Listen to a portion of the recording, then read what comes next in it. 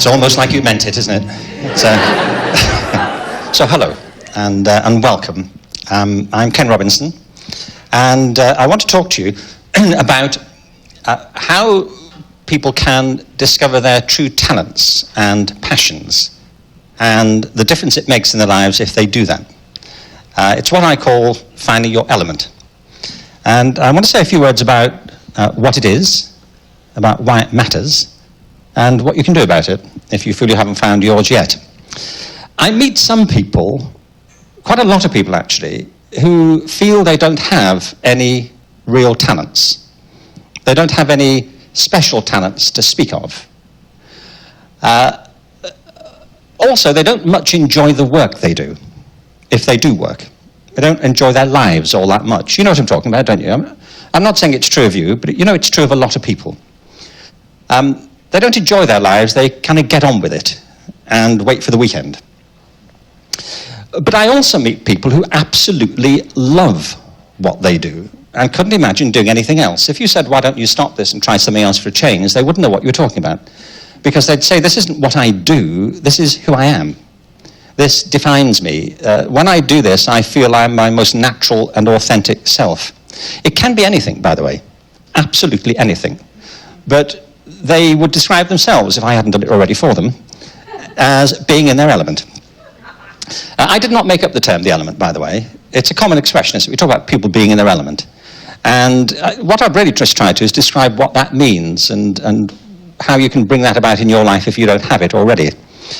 It's something that you get. And we all get things very differently, don't we? I mean, some people walk onto a sports field and they feel immediately at home. You know, or they jump into a swimming pool and think, I know what this is. I mean, we all know what it is, but well, it depends what condition we're in when we jump in the swimming pool, really. But often we don't know what it is, but let's put aside those people who do not know what a swimming pool is. But we don't care about these people, or their element, quite frankly. I mean, for example, one of the people I remember talking about in the book, in the first book I did, it's called The Element. The sequel I want to talk about tonight is called Finding Your Element. One of the people we talked about in there is a mathematician who, when he was 4, taught himself to read by watching Sesame Street. So he has a rather curious accent, you know. As a consequence. When he was 8, he took a college entrance math exam and got 98%. When he was 20, he took his PhD in pure math and got it. And when he was 30, he was awarded the Field Medal for mathematics, which is the equivalent of the Nobel Prize. It's reasonable to say, isn't it, that he gets math. He's got the hang of it. In a way I never did. I've given up. I'm putting my energies somewhere else. I was on a plane recently. I started talking to this woman who was sitting next to me. By the way, I don't normally do that. I don't mean I don't talk to women. I do. But I don't normally speak to people on aeroplanes. If you fly, you know why, don't you? If you're on a long flight, you don't want it, do you? I'm a social person. I just don't want it.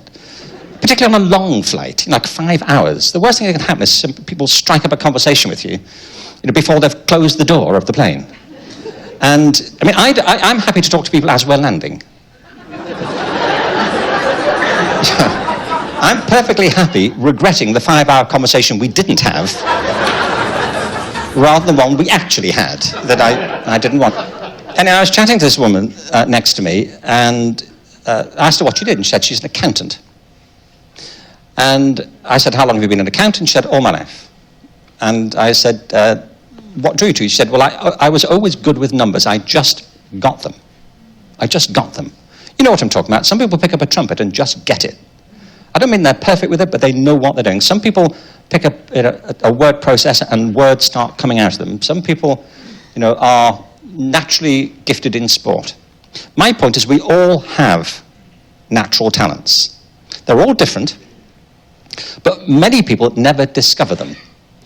And the reason is that natural talent is like natural resources in the earth. It's often buried beneath the surface, There have to be conditions which bring it up, and you then have to refine and cultivate these resources that you have. And the people we think of as highly talented are among those who've found their particular talents. And the people who often think they're not specially talented, it's often, I think, because they simply don't know what lies inside them. They haven't had the opportunity to find that yet. So being in your element is partly that. It's finding your natural talents. But it's more than that, you see, because you can be good at something but not like it. I know all kinds of people who do things they don't really care for. To be in your element, you have to love it. And if you love something you're good at, well, you know, as they say, you never work again at that point. Years ago, one of the first books I was involved in, we had a fantastic editor. And I got chatting to her. She was really good. I mean, irritatingly good.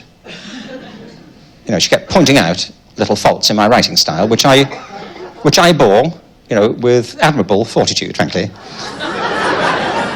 Anyway, I forgave her for being so intrusive and horrible.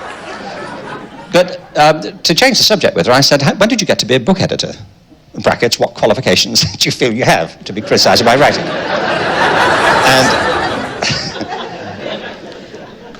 And she said, about 5 years. I said, how did that happen? She said, well, I said, what were you doing before this? She said, I was a concert pianist.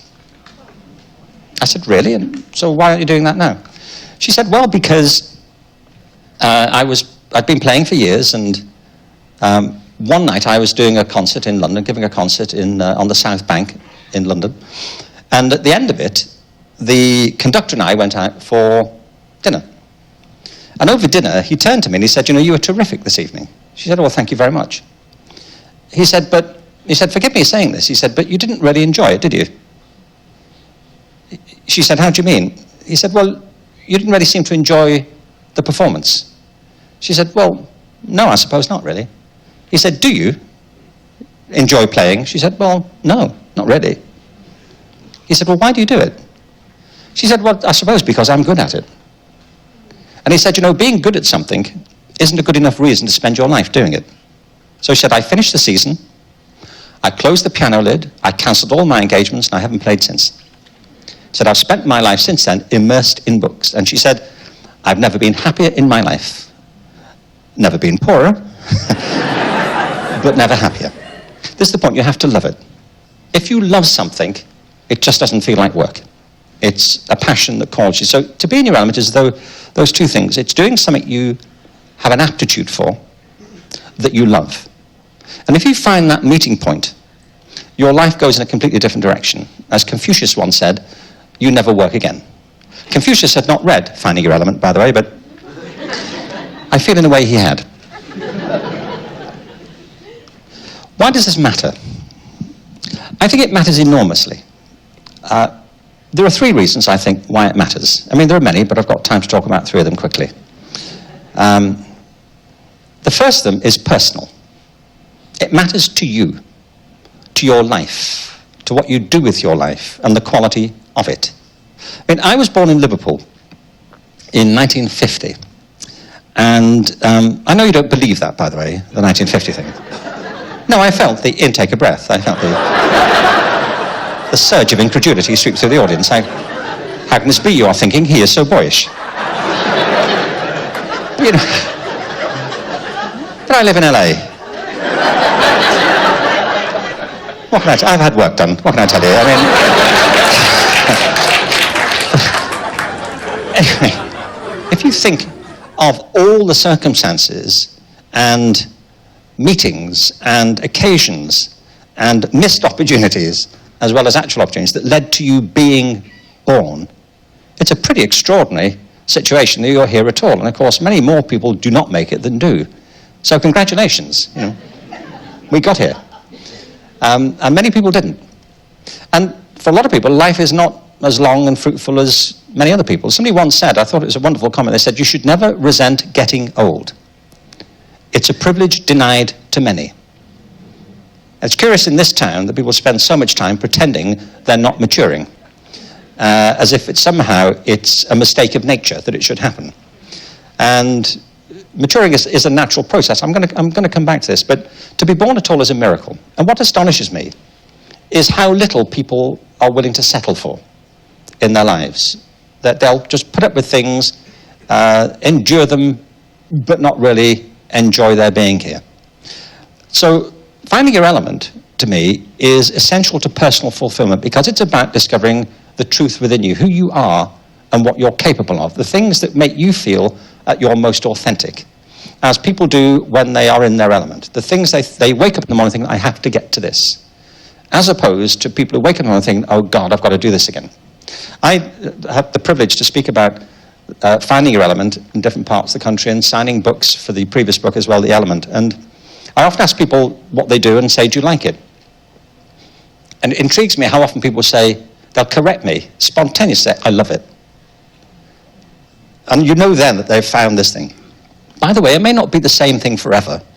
You may progress through various incarnations in your own life as you evolve yourself. So it's personal. There's a second reason, though, which is social. I suppose we can put it that way. It is astonishing now, I think, how many people feel disengaged from what they do. In most surveys, if you ask people what they want from their lives, they'll come out with some version of saying, I want to be happy, or I want my kids to be happy, or I want my family to be happy. Happiness is one of those ultimate goods that people buy into. But happiness is not being cheerful. Happiness is a state of well-being. It doesn't mean that you're constantly going around in a great mood, but you feel somehow settled within you. But it's not an exaggeration to say that a vast horde of people do not feel centered in their own lives or living lives that have purpose and meaning. According to the World Health Organization, by 2020, the second largest cause of mortality among human beings will be depression. Depression in all its myriad forms, and depression's a bit of a portmanteau term. I mean, it covers all kinds of different conditions, of course. But depression, taken overall, is one of the things that is thought likely to be the biggest cause of mortality. 30% of adults in America are currently estimated to be suffering from some form of depression. Do you know, last year, there's a category of drugs called antipsychotics, which only used to be available for people who were under supervised care in mental institutions for, recognized conditions. Last year, sales of antipsychotic drugs on prescription, more freely available, for the first time overtook sales of drugs for cholesterol and acid reflux to become the highest category of drug sales. Those drugs now constitute a $14 billion market for the drugs companies in America. Recent studies have suggested too, by Gallup, that a huge proportion of adults are disengaged from the work they do. Again, they show up to work, and they appear to be working, but if you're their boss, they wait till you leave the room and get back on Facebook. This isn't the thing they want, it's not the thing they love for. So there's a social reason to think about finding your element. The social reason is that everyone is entitled, I believe, to discover the thing that gives their life purpose and meaning. And if they do, there's a different character and quality to the lives we lead, not just individually, but collectively. But there's a third reason why finding your element matters so much, which is economic. We spend most of our lives at work, and we should be doing work that fulfills us if we can, or finding something in the work that we do that is fulfilling. And if we don't find it at work, there should be some part of our lives where we do find it. And all the evidence is, if people find some part of their lives that they are deeply fulfilled by, even if the work they do doesn't fulfill them, then at least their life has a different sort of balance. But by the way, people love all kinds of things that you might not love at all. I recently tweeted a sentence that would have been meaningless 10 years ago, wouldn't it? I mean, 10 years ago, people didn't tweet, did they? Did they? I mean, if they did, they were discouraged, weren't they? People say, I'm sorry, what was that? Would you mind not doing that? There are people trying to read in here, would you mind not? I asked people to say if there's a job that they couldn't stand, a job that other people do that they couldn't stand, but they know they love, this other person loves. It's amazing the response I got. I mean, I got things you would expect, like proctologist. Yeah, fair enough, because people misunderstand proctology, and proctologists love the work they do, at least I imagine so. I mean, they must. And I'm glad they do. I recently spoke at the National Convention of Pathologists, who are dealing not just with dead tissues, but all forms of tissues and analysing them. They're passionate about the work they do. They love it, absolutely love it. Actually, I often, when you give talks at these events, you're given a little present at the end. Just a thought here for public television to think about before we're finished. There are two aspects to being in your element. There's aptitude and passion. But there are two conditions for it too. It's not enough to know what these things are. You need to really want it. So the two conditions for finding your element are attitude and opportunity. Finding your element is about what is entailed in this process. And it's really a two-way journey.